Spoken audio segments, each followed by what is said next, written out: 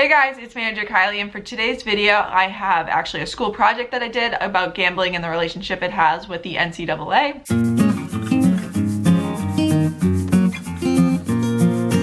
So today's video I'm going to go through a PowerPoint. This is actually a project that I did showing how the NCAA and gambling, both how people that are related to the NCAA and their restrictions on gambling, and the NCAA's view on gambling on college athletics. I just thought this would be a fun video to share to show another side of what happens in sports. But if you guys are interested in more sports administration, coaching tips and drills that you can use with your team, definitely hit the subscribe button and turn the bell so you get notified every time I upload. I post a new video every single Wednesday at 2 p.m. Eastern time. So now I'm going to get into my presentation. So for my project, I did gambling on college athletics and the impact of gambling with college athletics. Now, the first main thing that gambling on college athletics can affect is the integrity of the game, and it's important to understand how it affects the integrity of the game. When people are gambling on college athletics, they are likely to influence the players. They can go and threaten the players, and many people end up talking to coaches and players and trying to figure out whether they can change the game, encourage a player to not play well because they placed a large bet on the game,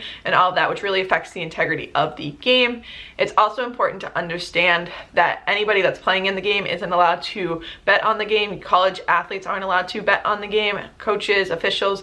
That's really important to keep the integrity, and as gambling and sports betting becomes more common, as many states are approving it, it's important to understand the integrity of it. Now, what's the difference between legal and illegal gambling, especially on sports? There are many places that you can legally gamble. There are sports books that are registered with the United States that are legal to gamble on, along with some websites like FanDuel and DraftKings. These legal gambling systems are able to be tracked, and the NCAA works with these systems to make sure there's nothing that's going to affect the integrity, that somebody's not placing a large bet that has some sort of stake in the game. And then there is also many illegal ways to gamble. This includes office pools on March Madness, along with offshore booking sites, and there are many online websites that if they're not registered in the United States means they're illegal. If they're registered in a foreign country, they're not legal. Now, what's the NCAA's view on sports betting? The NCAA believes that sports should just be enjoyed by watching or participating in them, and there should be no money wagering on them. The NCAA does support federal bans on sports betting. They would like to see a federal ban on sports betting for collegiate athletics. They also support at least a small ban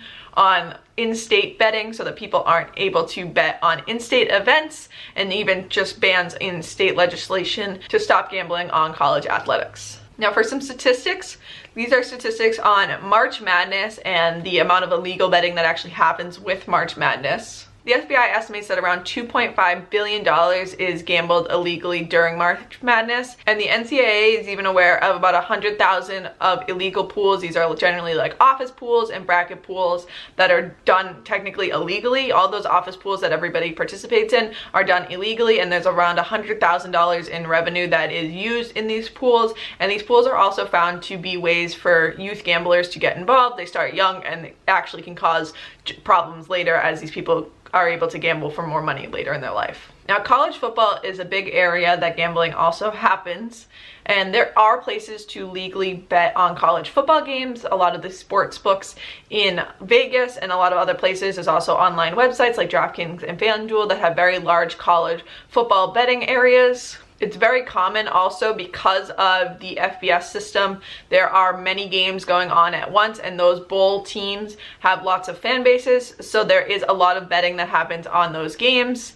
There's an expectation that football betting on college football games is going to increase as many states that have these large football fan bases, especially in the South and Midwest, as they legalize sports betting both online and in person. It's expected that collegiate football betting is going to increase over time. That's why the NCAA wants some sort of regulation on in-state teams and in-state events, as people may be putting a lot of money on their team if they live in that state and they know about the school or they work at the school. All of that, they might have more influence on the game itself, and that could affect that integrity again. Now, student athletes and gambling. It is actually against NCAA regulation for student athletes to gamble. They can lose their eligibility. From the NCAA website, it states that NCAA regulations prohibit student athletes from betting money on any sporting event, collegiate, professional, or otherwise, in which the NCAA conducts collegiate championships. So this is football, basketball, track, anything that they have a championship in, no student athlete is allowed to gamble in. Whether you play in that sport or you don't,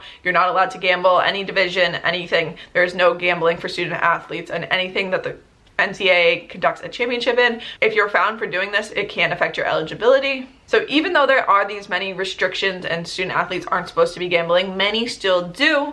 And from studies done by the NCAA, they have found that around 50% of male athletes and 39% of female athletes gamble in some way.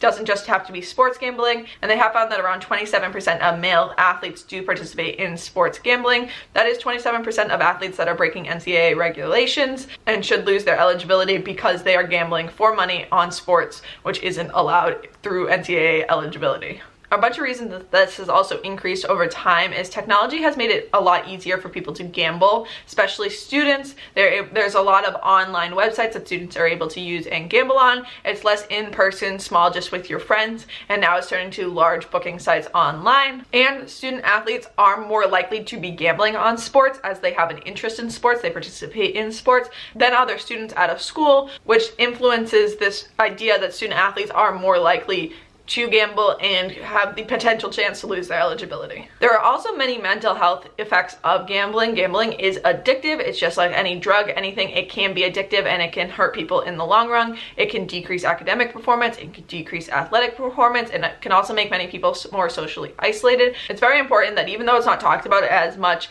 as alcohol and drugs, that it is also something that's talked about how it can affect your mental health and the effect it can have on student athletes that choose to gamble. Overall, the impact of gambling on college athletics and what the NCAA wants to be regulated is its integrity. It wants to make sure that the games still say all about the athletes and the sport and not all about the money. They don't want there to be an impact of people gambling on this sports and them telling the athletes to blow the game, or if they don't do well, threatening them. So it's very important to make sure that student athletes stay safe and that there isn't anything that is affecting the integrity of the game. The NCAA also believes that there should be federal regulations on everything and that there shouldn't be gambling on these amateur athletes. However, currently they have lost many battles about trying to fix this, and gambling is still growing and sports betting is growing in the country. More and more states are regulating it and allowing sports betting both online and in person, which is causing the NCAA to have to fight for more regulations, at least on in-state events. So there's less chance of people breaking the integrity of the game. So I hope you guys enjoyed this video. I know this video was a little different and was me more sharing information.